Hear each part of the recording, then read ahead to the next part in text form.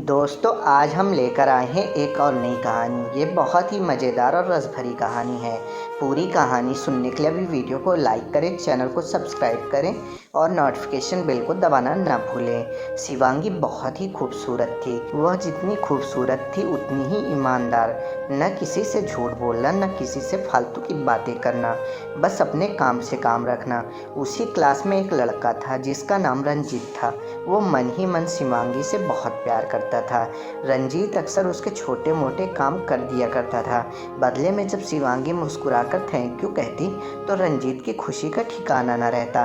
एक दिन दोनों साथ साथ घर जा रहे थे, तभी जोरदार बारिश होने लगी। दोनों को एक पेड़ के नीचे रुकना पड़ा। पेड़ बहुत छोटा था, बारिश की बूंदें छन छन कर उससे नीचे आ रही थी।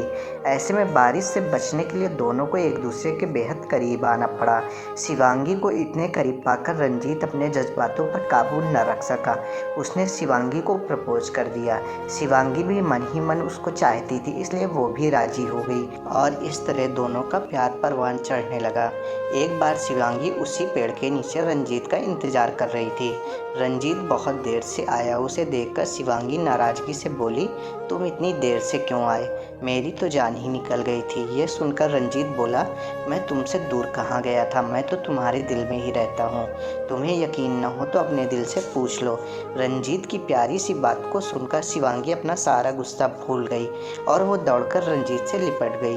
एक दिन दोनों उसी पेड़ के नीचे बैठे बैठे बातें कर रहे थे। शिवांगी पेड़ के सहारे बैठी थी। रंजीत उसकी गोद में सिर रखकर लेटा हुआ था।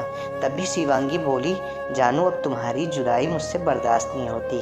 तुम्हारे बिना एक पल मुझे 1 साल के बराबर लगता है। तुम मुझसे शादी कर लो, नहीं तो मैं मर जाऊंगी।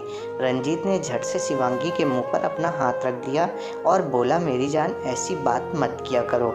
अगर तुम्हें कुछ हो गया तो मैं कैसे जिंदा रहूँगा। फिर वो कुछ सोचते हुए बोला, तुम चिंता मत करो, मैं जल्द ही अपने घर वालों से बात करूंगा। धीरे धीरे काफ़ी समय बीत गया। एक दिन दोनों उसी पेड़ के नीचे बैठे हुए थे। उस समय रंजीत का चेहरा उतरा हुआ था। शिवांगी के पूछने पर वो उदास होकर बोला, जान मैंने अपने घर वालों को बहुत समझाया पर वो इस शादी के लिए तैयार नहीं है। उन्होंने मेरी शादी कहीं और पक्की कर दी है। यह सुनकर शिवांगी का कलेजा फट पड़ा। उसका मन हुआ कि वो ज़ोर ज़ोर से रोए, लेकिन उसने अपने जज्बात पर काबू पा लिया और बोली, मैंने तुमसे सच्चा प्यार किया है, मैं तुम्हें कभी भुला नहीं सकती। प्लीज़ मुझे माफ़ कर देना, रंजीत धीरे से बोला। वैसे अगर तुम चाहो तो अब से हम एक अच्छे दोस्त रह सकते हैं। शिवांगी ये सुनकर ज़ोर ज़ोर से रोने लगी। रंजीत ने उसे समझाया और फिर दोनों रोते हुए अपने अपने घर चले गए। देखते ही देखते रंजीत की शादी का दिन आ गया। रंजीत को यकीन था कि उसकी शादी में उसकी दोस्त शिवांगी ज़रूर आएगी, पर ऐसा नहीं हुआ। लेकिन शिवांगी का भेजा हुआ एक गिफ्ट उसे ज़रूर मिला। रंजीत ने अपने हाथों से उस गिफ्ट को खोला और उस गिफ्ट को देखते ही वो बेहोश हो गया। गिफ्ट पैक में और कुछ नहीं, खून से लथपथ शिवांगी का दिल रखा हुआ था और साथ ही एक चिट्ठी थी जिसमें लिखा हुआ था, इस दिल का अब कोई काम नहीं, ये बस तेरे लिए ही धड़कता था। मैं इस दुनिया से जा रही हूँ, अगले जन्म में तुम्हारा इंतज़ार करूँगी। दोस्तों आज भी सच्चा प्यार जिंदा है। दोस्तों कहानी अच्छी लगी हो तो शेयर करें।